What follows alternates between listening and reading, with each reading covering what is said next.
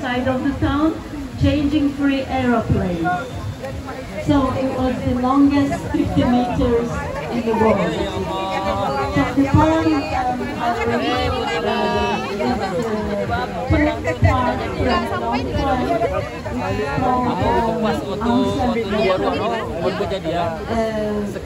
Cyprus, the Turkish Cypriots on one side and the Greek Cypriots on the other side. And it was the time that it was just after the fall of the Berlin I wrote this poem. And the only things that would cross this division border in those days was cats and birds. And so I wrote this poem. I'll read the Turkish for you to hear the sound of the language. And I'll read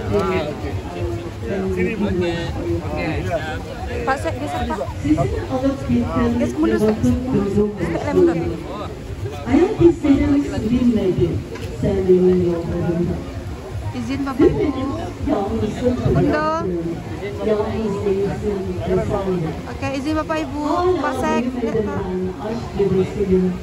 Düşlerim yetmesiz çocuğum. Herkes uyurken geleceğim yanında.